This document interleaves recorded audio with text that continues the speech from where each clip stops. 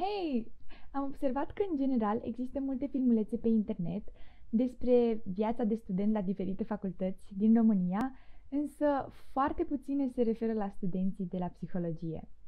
Așadar, m-am hotărât să creez acest canal pentru cei care își doresc să devină studenți la o facultate de psihologie și sunt interesați să afle mai multe, ba chiar de la o studentă de la psihologie, respectiv cum e viața unui student la o facultate de psiho, cât și cum trebuie să învățăm moduri optime de studiu și motivație. M-am gândit că cel mai indicat pentru acest video este să vorbesc puțin despre ce m-a determinat pe mine să aleg o facultate de psihologie.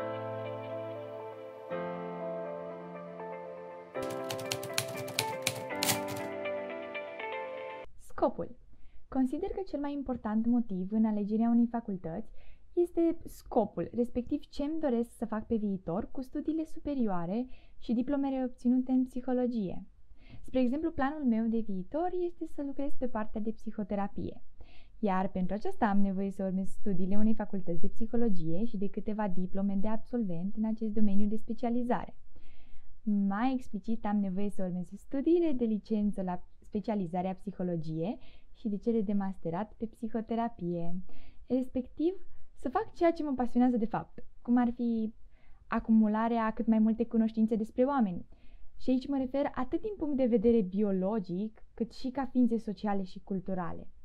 Și să înțeleg și să îndrum persoanele către un stil de viață echilibrat. Consider că atât timp cât ești pasionat de ceva și ai un scop bun, ești mult mai motivat să progresezi și să depui efort în acea direcție. Însă, studiile superioare, diplomele și documentele obținute oferă oportunitatea profesării în domeniul dorit pe viitor. Interesul sau curiozitatea? Dacă ai interese sau curiozități legate de psihologie, fie fundamentare, neurobiologie, pe partea de dezvoltare umană sau educațională, ori de cercetare în domeniu, aceștia sunt câțiva indicatori buni că ai putea urma studiile la o facultate de psihologie. Personal, sunt pasionată de acest domeniu încă din liceu, mai ales ceea ce înseamnă partea de dezvoltare umană, respectiv citesc și am citit foarte multe cărți de specialitate care sunt mereu colorate și pline de notițe și chiar am luat parte și la câteva cursuri în perioada preuniversitară. Pe lângă asta, îmi place să discut sau să dezbat anumite teme, dar bineînțeles axându-mă pe partea de psihologie, neuro, de dezvoltare umană echilibrată. Rămân atât de plăcut surprinsă de fiecare informație nouă pe care o aflu în acest domeniu. Spre exemplu, despre ce se întâmplă la nivelul creierului unei persoane într-o anumită situație și cum aceste modificări pot da naștere unor diversități de reacții și comportamente.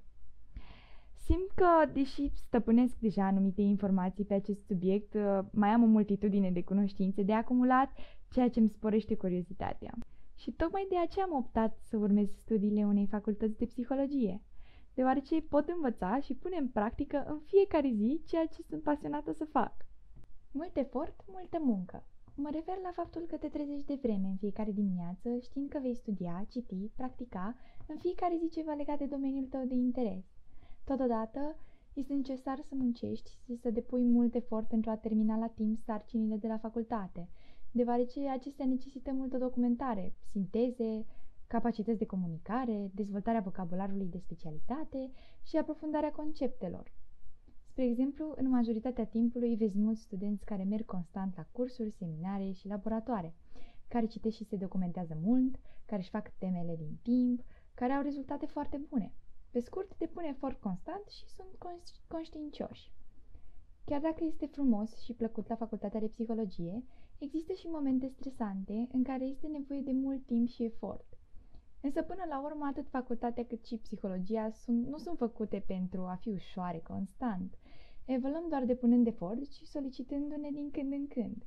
Și deși uneori este greu, multă muncă și oboseală, efortul depus și munca constantă te ajută să realizezi pe viitor ceea ce îți dorești.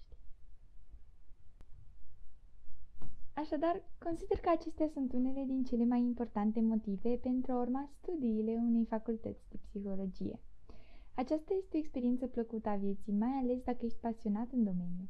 Însă, dacă vrei să urmezi doar pentru ca la final să obții un job bine plătit, Ei bine, poți încerca, însă nu cred că te va motiva suficient încât să depui efort și să muncești atât pentru o diplomă, nefiind interesat câtuși de puțin de acest domeniu. Sper că v-a plăcut acest video și că v-a ajutat să vă dați seama dacă unora dintre voi vi se potrivește facultatea de psihologie. Mulțumesc mult că m-ați urmărit și vă doresc o zi minunată!